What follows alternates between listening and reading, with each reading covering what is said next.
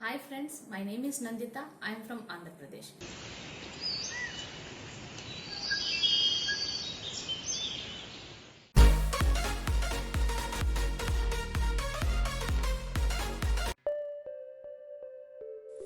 Good morning dear students. Today we are going to discuss about biomolecules from chapter 9 CBSE syllabus class 11.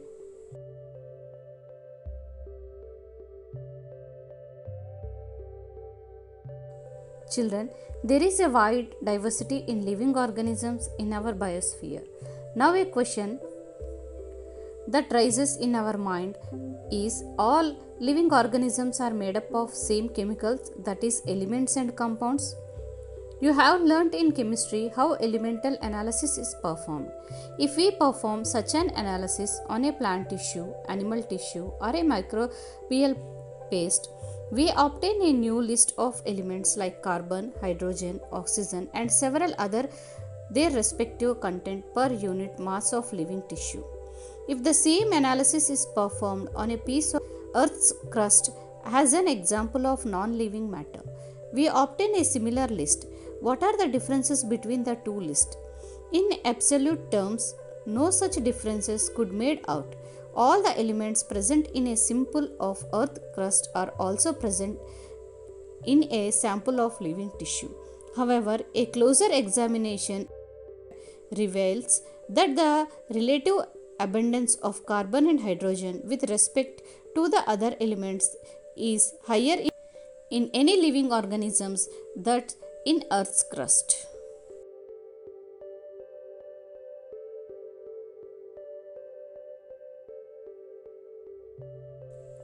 Children, let us see how to analyze chemical composition.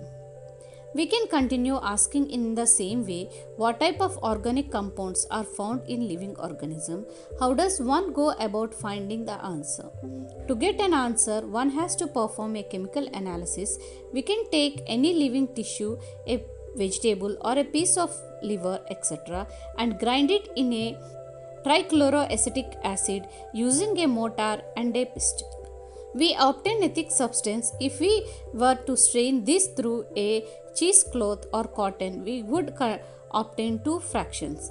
One is called filter and more technically the acidic soluble pool, and the second the retentate, the acidic insoluble fraction. Scientists have found thousands of organic compounds in the acidic soluble pool. In higher classes, you will learn about how to analyze a living tissue sample and identify a particular organ compound.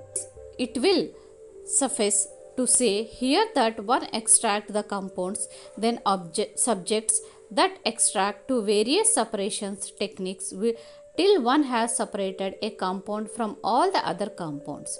In other words, one isolates and purifies a compound.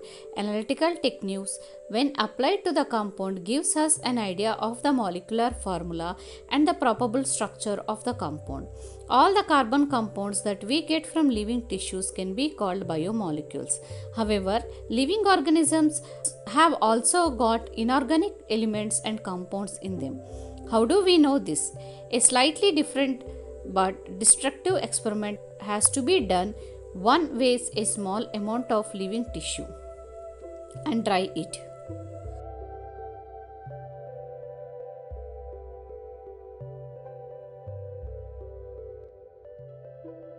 All the water evaporates, the remaining material gives dry weight.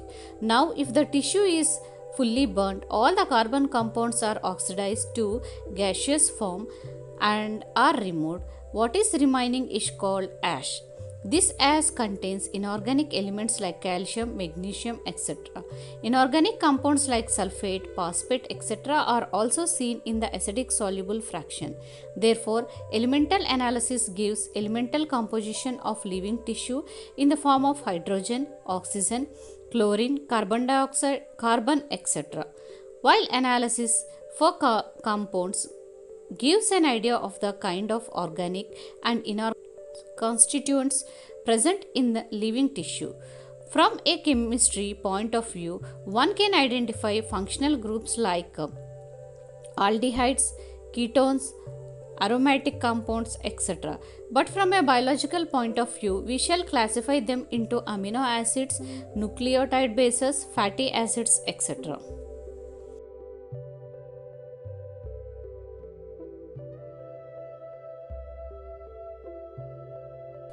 Amino acids. Amino acids are organic compounds containing an amino group and an acidic group as substituents on the same carbon, that is the alpha carbon. Hence they are called alpha amino acids.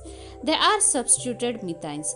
There are four substituent groups of occupying the four valency positions. They are hydrogen, carboxyl group, amino group, and a variable group designated as R group. Based on the nature of R group, there are many amino acids. However, those which occur in proteins are only of 20 types. The R group is the proteinaceous amino acids, could be a hydrogen and a methyl group, hydroxyl methyl, etc. 3 of the 20 are shown in the figure. The chemical and physical properties of amino acids are essential of the amino, carboxyl and the R functional groups.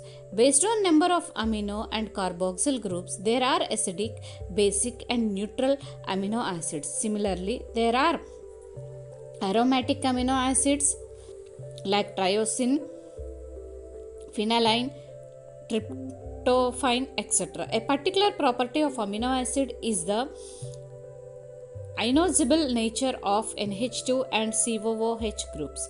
Hence, in solutions of different pH, the structure of amino acids changes.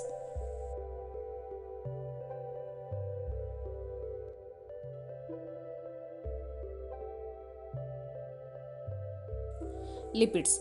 Lipids are generally water insoluble. They could be simple fatty acids. A fatty acid has carboxyl group attached to an R group.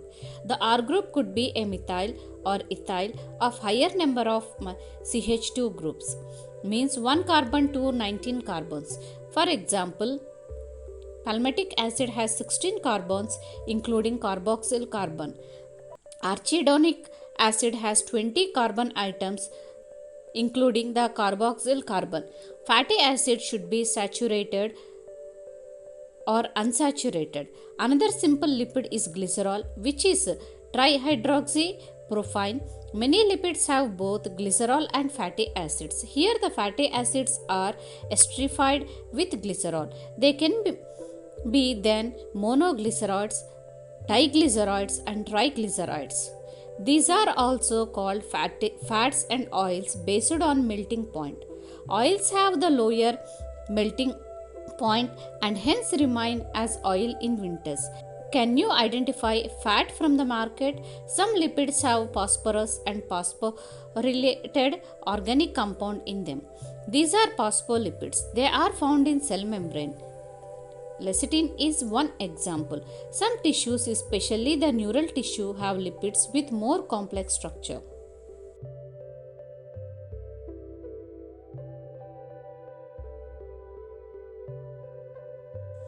Living organisms have a number of carbon compounds in which heterocyclic rings can be found.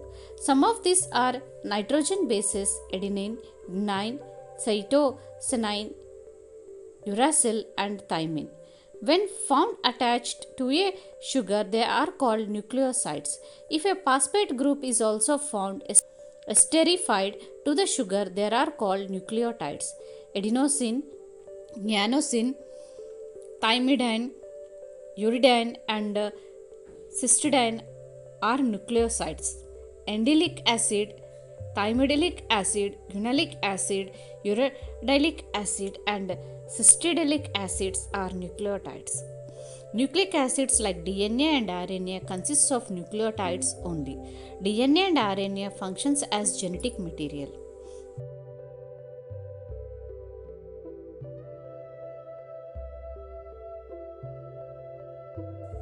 Now let us discuss about primary and secondary metabolites. Children, the most exciting aspect of chemistry deal with isolating thousands of compounds, small and big, from living organisms, determining their structure and if possible synthesizing them. If one were to make a list of biomolecules, such a list would have thousands of organic compounds including amino acids, sugars, etc. For reasons they are given in section 9.10, we can call these biomolecules as metabolites. In all animal tissues, once notice the presence of all such categories of compounds. These are called primary metabolites. However, when one analyzes plant, fungal and microbial cells, one would see thousands of compounds, these called primary metabolites. Examples: alkaloids, flavonoids, rubber, essential oils, antibiotics, colored pigments, scents, gums, spices, etc. These are called secondary metabolites. While primary metabolites have identifiable functions and play known roles in normal physiological process, we do not at the moment understand the role or functions of all the secondary metabolites in host organisms. However, many of them are useful human welfare, like examples like rubber, drugs, species, scents and pigments. Some secondary metabolites have ecological importance. In the later chapters and years you will learn more about this.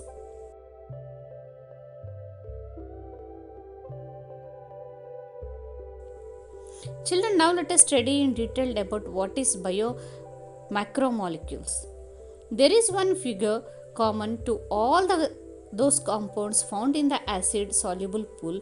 They have molecular weights ranging from 18 to around 800 daltons approximately. The acidic insoluble fraction has only 4 types of organic compounds, that is proteins, nucleic acids, polysaccharides and lipids. These classes of compounds, with the exception of lipids, have molecular weight in the range of 10,000 daltons and above. For this very reason, biomolecules, that is chemical compounds found in all living organisms, are of two types. 1. Those which have molecular weight less than 1000 dalton and are usually referred to as micromolecules, simply biomolecules, while those which are found in the acidic insoluble fraction are called macromolecules or biomacromolecules. The molecules in the insoluble fraction, with the exception of lipids, are polymeric substance. Then why do lipids whose molecular weights do not exceed 800 Da come under a acidic insoluble fraction, that is macromolecular fraction? Yes, lipids are needed small molecular weight compounds and are present not only as such but also arranged into structures like cell membrane and other membranes. When we grind a tissue, we are disrupting the cell structure. Cell membrane and the other membranes are broken into pieces and forms vessels which are not water soluble. Therefore, these membrane fragments in the form of vessels get separated along with the acid insoluble pool and hence in the micromolecular fractions. Lipids are not strictly macromolecules. The acidic soluble pool represents roughly the cytoplasmic composition. The micromolecules from cytoplasm and organelles become the acidic insoluble fraction. Together, they represent the entire chemical composition of living tissues or organisms. In summary, if we present the chemical composition of living tissue from abundance point of view and ranging them class-wise, we observe that water is the most abundant chemical in living organism.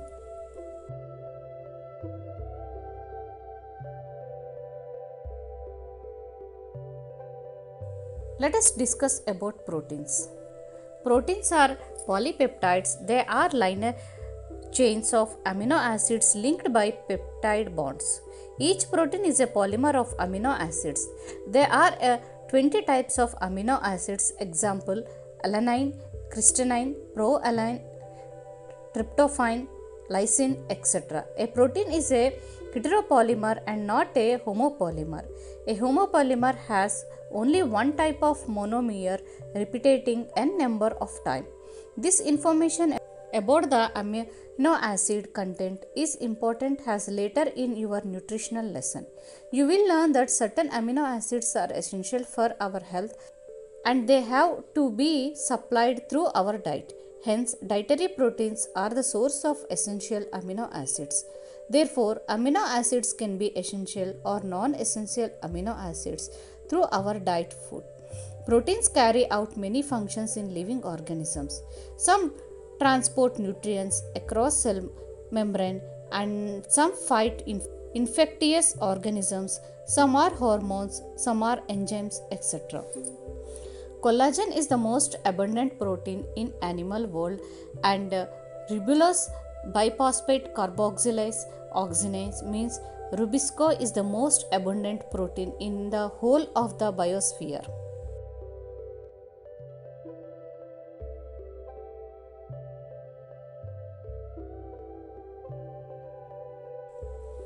Polysaccharides. The acid insoluble pellet also has polysaccharides, carbohydrates, and has another class of micromolecules. Polysaccharides are long chains of sugars. They are threads, means literally a cotton thread containing different monosaccharides as building blocks. For example, cellulose is a polymeric polysaccharide consisting of only one type of monosaccharide, that is glucose. Cellulose is a homopolymer. Starch is a variant of this but present has storehouse of energy in plant tissue. Animals have another variant called glycogen. Insulin is a polymer of fructose. In polysaccharide chain, the right end is called the reducing end and the left end is called as non-reducing end. It has branches as shown in the figure of cartoon. Starch forms helical secondary structures. In fact, starch can hold 12 molecules in the helical portion. The starch 12 is blue in color. Cellulose does not contain complex helices and hence cannot hold 12. Plant cell walls are made up of cellulose. Paper made up of plant pulp and cotton fiber is cellulosic. There are more complex polysaccharides in nature. They have as building blocks amino sugars and chemically modified sugars, etc. Exoskeletons of arthropods, for example, have a complex polysaccharide called chitin. These complex polysaccharides are mostly homopolymers.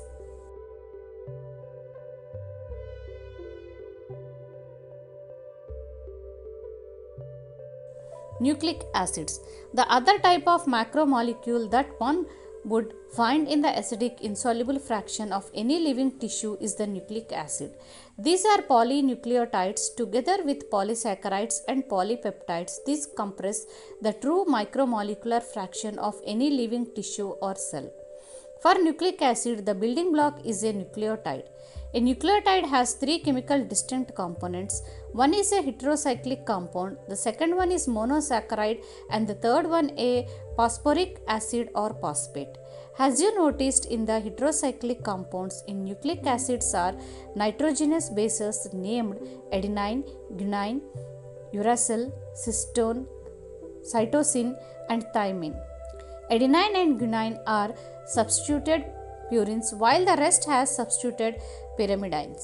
The skeletal heterocyclic rings is called purine and pyrimidine respectively. The sugar found in the polynucleotides is either ribose or deoxyribose. A nucleic acid containing deoxyribose is called deoxyribonucleic acid, means DNA, while that which contains ribose is called ribonucleic acid, RNA.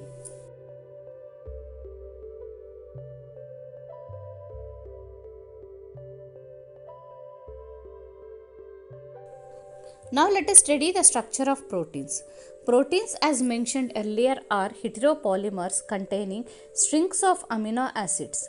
Structures of molecules means different things in different contexts. In organic chemistry, the structure invariably refers to the molecular formula, example NaCl, MgCl2, etc. Organic chemists always write a two-dimensional view of the molecules while representing the structure of molecules. Physics conjure up the three-dimensional view of molecular structure, while biologists describe the protein structure at 4 levels.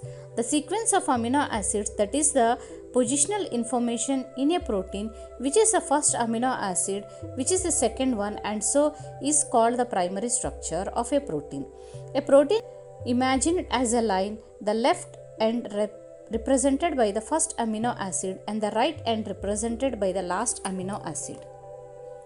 The first amino acid is called as N-terminal amino acid. The last amino acid is called the C-terminal amino acid. A protein thread does not exist throughout as an extended rigid rod. The thread is folded in the form of helix. Of course, only some portions of the protein thread are arranged in the form of a helix. In proteins only, right-hand helices are observed. Other regions of protein thread are folded into other forms in what it is called secondary structure.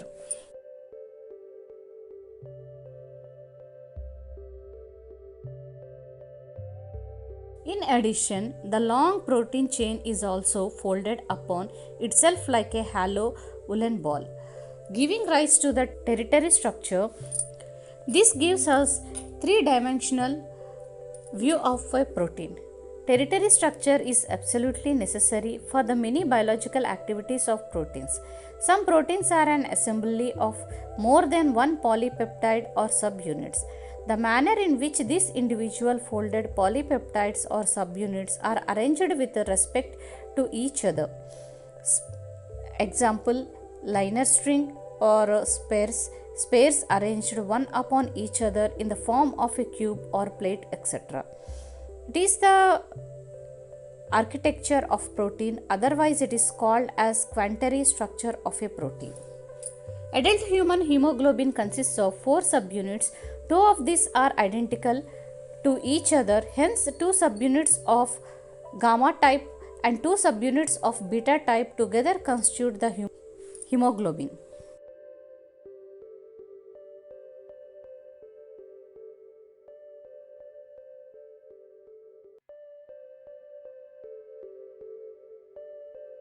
Children, now let us discuss the nature of bond linking monomers in a polymer.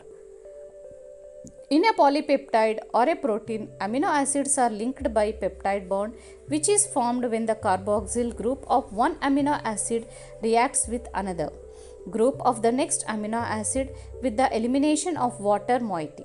Means the process is called dehydration. In a polysaccharide, the individual monosaccharides are linked by the glycosidic bond. This bond is also formed by dehydration. This bond is formed between 2 carbon atoms of 2 adjacent monosaccharides. In a nucleic acid, a phosphate moiety links the 3 carbon of one sugar of one nucleotide to the 5 carbon of sugars of the succeeding nucleotide. The bond between the phosphate and hydroxyl group of a sugar is an ester bond. As there is one such ester bond on either side, it is called phosphodiester bond.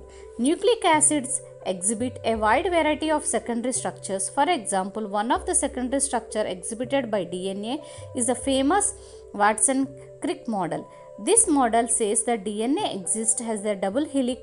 2 strands of polynucleotides are antiparallel that run in the opposite direction.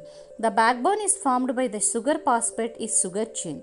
The nitrogen bases are projected more or less perpendicular to this backbone but face inside.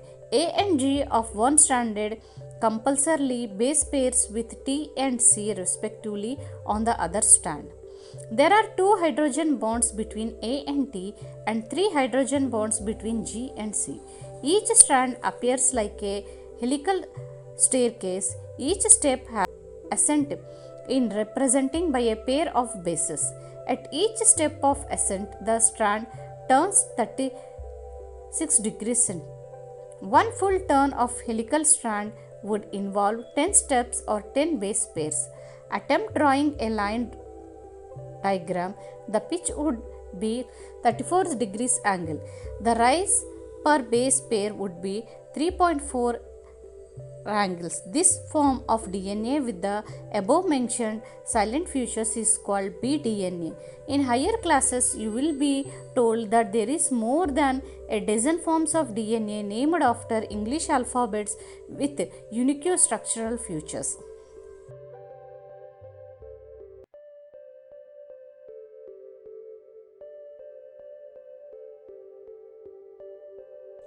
Children, now let us study a dynamic state of body constitutes concept of metabolism. Yes, what we have learned still now is that all living organisms, be it a simple bacterial cell, a protozoan, a plant, or an animal, contain thousands of microorganic compounds. These compounds or biomolecules are present in certain concentrations. One of the greatest discoveries ever made was the observation that all these biomolecules have a turnover. This means that they are constantly being changed into some other biomolecules and also made from some other biomolecules. This breaking and making is through chemical reactions constantly occurring in living organisms. Together, all these chemical reactions are called metabolism. Each of these metabolism reactions result in the transformation of biomolecules. A few examples for such metabolic transformations are removal of CO2 from amino acids, making an amino acids into an amine, removal of amino group into nucleotide base, hydrolysis of glycosidic bond into a disaccharide, etc. We can list 10 and thousands of such examples. Majority of these metabolic reactions do not occur in isolation but are always linked to some other reactions. In other words, metabolites are converted into each other in a series of linked reactions called metabolic pathways. These metabolic pathways are similar to the automobile traffic in a city. These pathways are either linear or circular. These pathways crisscross each other, that is, there are traffic junctions. Flow of metabolites through metabolic pathways has a definite rate and direction like automobile traffic. This metabolite flow is called dynamic state of body constituents. What is the most important that the interlinked metabolic traffic is very smooth and without a single reported mishap for healthy conditions. Another feature of these metabolic reactions is that every chemical action is a catalyzed reaction. There is no uncatalyzed metabolic conversion in living system. Even CO2 dissolving in water, a physical process, is catalyzed reaction in living systems. The catalyst which hasten the rate of a given metabolic conversion are also proteins. These proteins with catalytic power are named enzymes.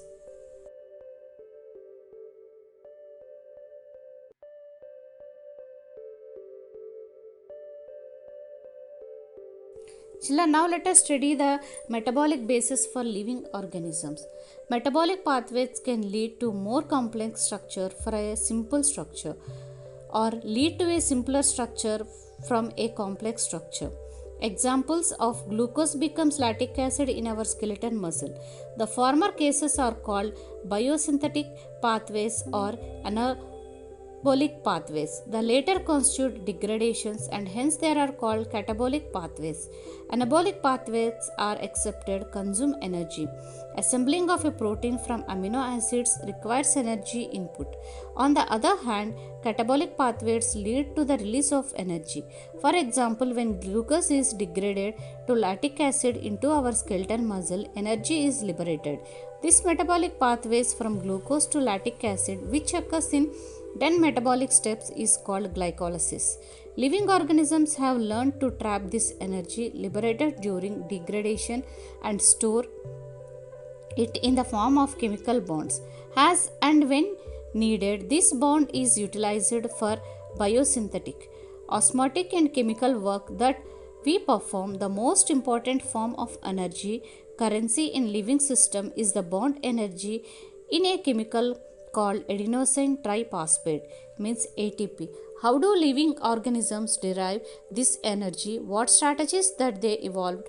How do they store this energy and in what form? How do they convert this energy into work?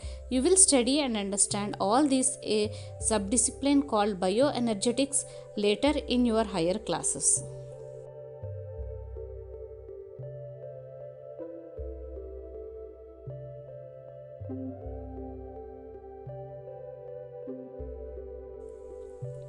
Now let us discuss about living state. At this level you must understand that the 10 and thousands of chemical bonds in a living organisms, otherwise called metabolites or biomolecules, are present at concentrations characteristic of each of them.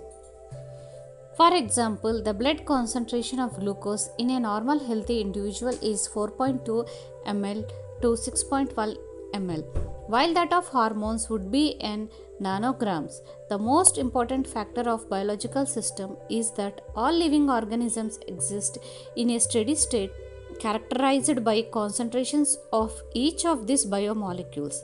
These biomolecules are in metabolic flux. Any chemical or physical process moves spontaneously to equilibrium. The steady state is a non-equilibrium state. One should remember from physics that system of equilibrium cannot perform work. As living organisms work continuously, they cannot afford to reach equilibrium. Hence, the living state is a non-equilibrium steady state to be able to perform working. Living process is a constant effort to prevent falling into equilibrium. This is achieved by great energy input. Metabolism provides a mechanism for the production of energy. Hence, the living state and metabolism are synonyms. Without metabolism, they cannot be a living state.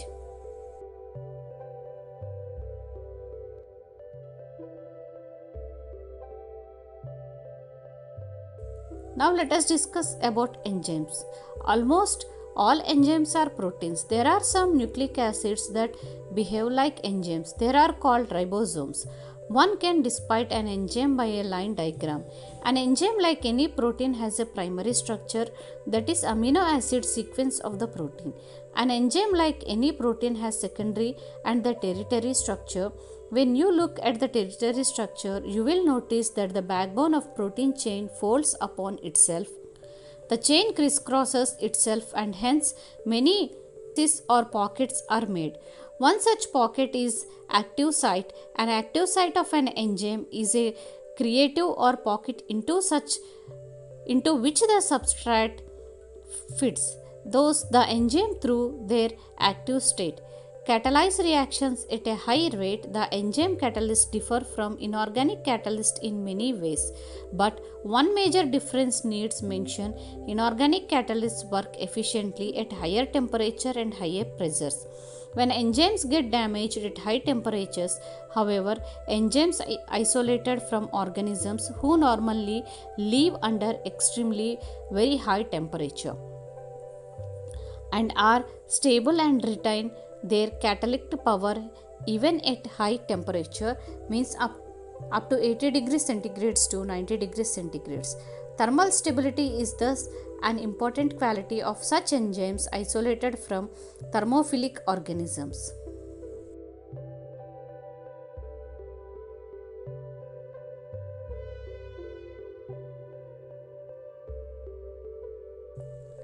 Now let us discuss about chemical reactions. Children, how do we understand these enzymes? Let us first understand a chemical reaction. Chemical compounds undergo two types of changes. A physical change simply refers to a change in a shape without breaking of bonds. This is physical process. Another physical process is a change into state of matter. When ice melts into water or when water becomes a vapor, these are also physical process. However, when bonds are broken and new bonds are formed during transformation, this will be called as a chemical reaction. For example, BaOH2 plus H2 plus SO4 H2SO4 gives rise to BaSO4 plus 2H2O is an organic chemical reaction. Similarly, hydrolysis of starch into glucose is an organic chemical reaction.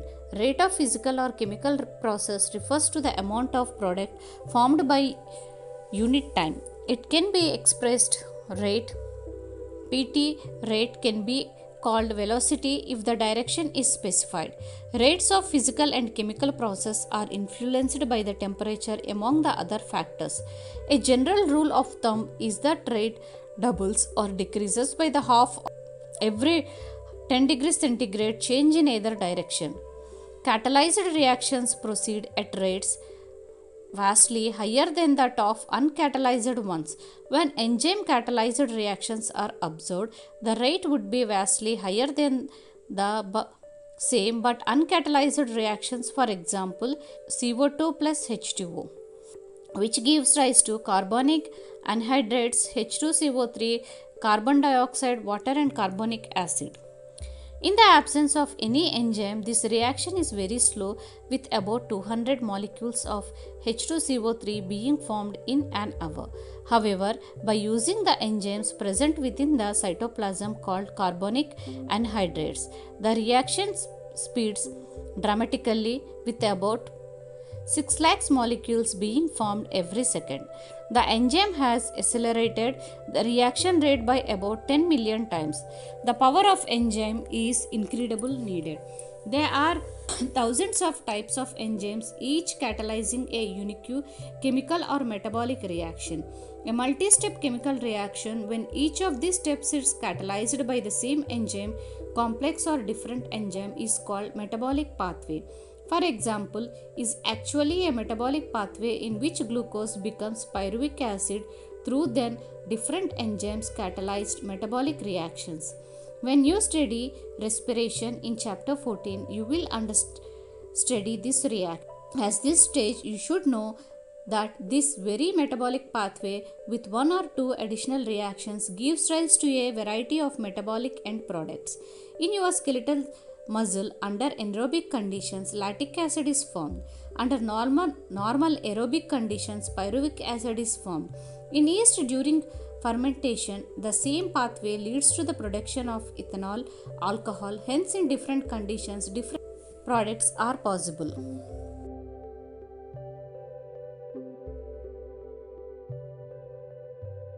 Children, now let us discuss how do enzymes bring about such high rates of chemical conversions. To understand this, we should study enzyme a little more. We have already understood the idea of an active state. The chemical or metabolic conversions refer to a reaction. The chemical which is converted into a product is called substrate. Hence, the enzymes, that is proteins with three-dimensional structures including an active state, convert a substrate into a product. Symbolically, this can be depicted as S to P.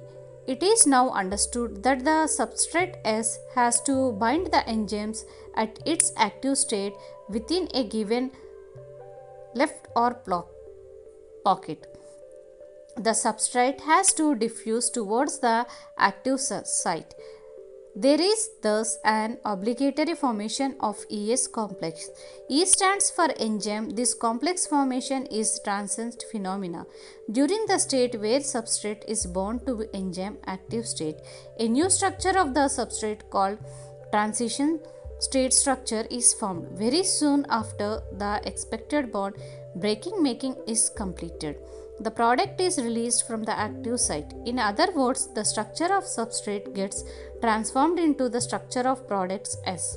The pathway of this transformation must go through the so-called transition state structure. There could be many more altered structural states between the stable substrate and the product.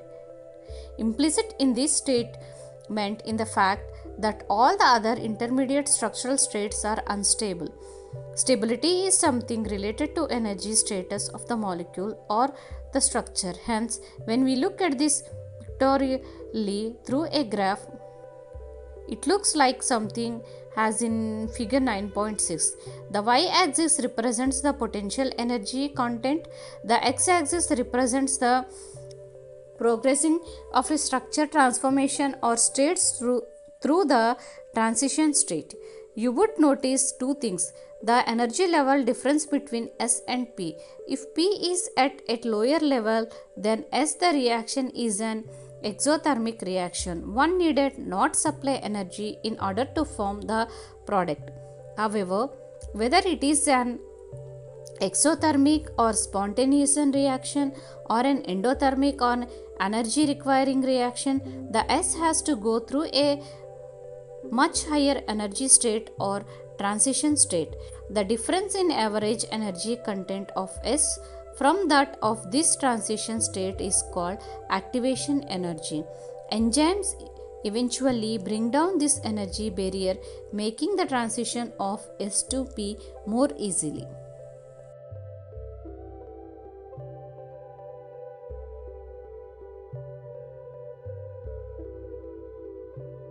Children, now let us discuss about nature of enzyme action.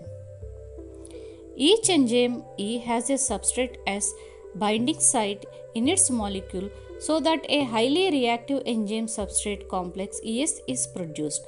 This complex is short-lived and dissociates into its products P and the unchanged enzyme with the intermediate formation of enzyme product complex EP. The formation of ES complex is essential for catalysis, like E plus S gives rise to ES, gives rise to EP and gives rise to E plus P. The catalytic cyclic of an enzyme action can be described in the following steps. The first step, the substrate binds to get active site of enzyme fitting into the active site. The second one is the binding of substrate includes the enzyme to alter its shape, fitting more tightly around the substrate. The third one is the active site of the enzyme now is slowly proximity of the substrate breaks the chemical bonds of the substrate and new enzyme product complex is formed. And the fourth one, the enzyme releases the products of reaction and the free enzyme is ready to bind to another molecule of the substrate and runs through the catalytic cycle once again.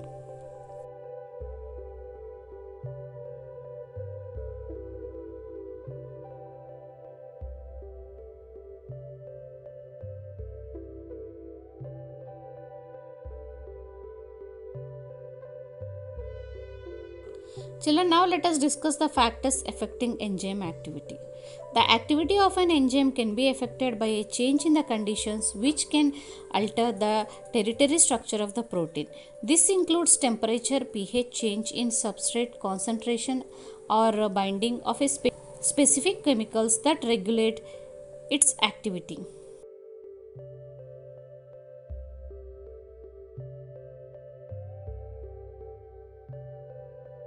Now let us discuss about temperature and pH. Enzymes generally functions in a narrow range of temperature and pH. Each enzyme shows its highest activity at a particular temperature and pH called optimum temperature and optimum pH. Activity declines both below and above the optimum value. Low temperature preserves the enzyme in a temporarily inactive state, whereas high temperature destroys enzymatic activity because proteins are denatured by heat. Concentration of substrate. With the increase in substrate concentration, the velocity of the enzymatic reactions rises at first. The reaction ultimately reaches a maximum velocity which is not exceeded by any further rise in concentration of the substrate. This is because the enzyme molecules are fewer than the substrate molecules, and after saturation of these molecules, there are no free enzyme molecules to bind with the additional substrate molecules. The activity of an enzyme is also sensitive to the presence of specific chemicals. Shorts of enzyme activity, the process is called inhibition and the chemical is called an inhibitor. When the inhibitor slowly resembles the substrate in its molecular structure and inhibits the activity of the enzyme, it is known as competitive inhibitor.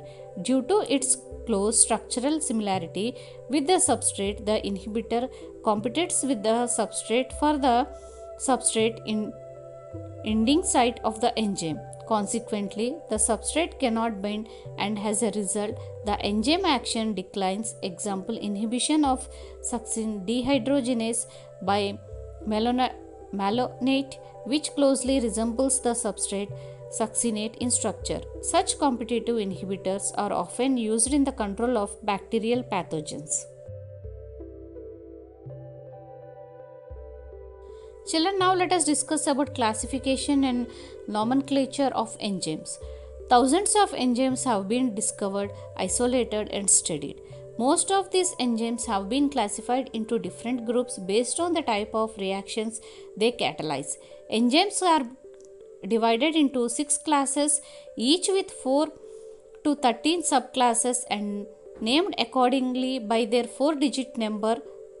Oxidoreductases, hydrogenases, enzymes which catalyze oxidoreduction between two substrates S and S are the examples. For example, S reduced plus S oxidized gives rise to S oxidized plus S reduced. Transferases, enzymes catalyzing a transfer of groups G between a pair of substrates S and S.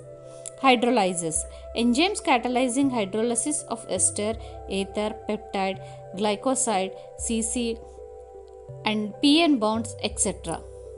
Lysis, enzymes that catalyze removal of groups from substrates by mechanism other than hydrolysis, leaving double bonds.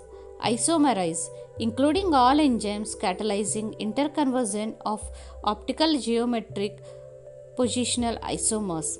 Lysases, enzymes catalyzing the linking together of two compounds. Examples, enzymes which catalyze joining of CO, CS, CN, PO, etc. bonds.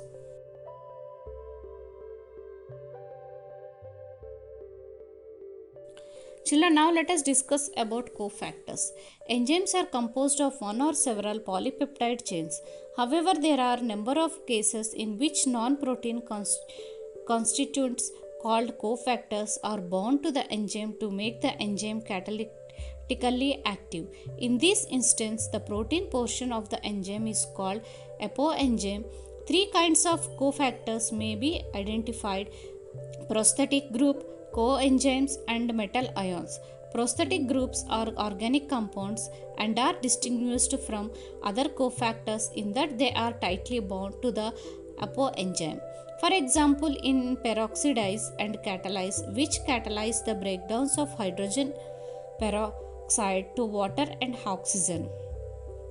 Heme is the prosthetic group and it is a part of the active site of the enzyme. Coenzymes are also organic compounds, but their association, the apoenzyme, is only transient, usually occurring during the course of catalysis. Furthermore, coenzymes serve as cofactors in a number of different enzyme catalyzed reactions. The essential chemical compounds of many coenzymes are vitamins. For example, coenzyme nicotinamide, adenine, etc. NADP contain the vitamin nicotine. A number of enzymes require metal ions for their activity, which forms coordination bonds with side chains at the active site and at the same time forms one or more coordination bonds with the substrate. Zinc is a cofactor for the proteolytic enzyme carboxypeptide, etc. Catalytic activity is lost when cofactor is removed from the enzyme, which is testifies that they play a crucial role in the catalytic activity of the enzyme.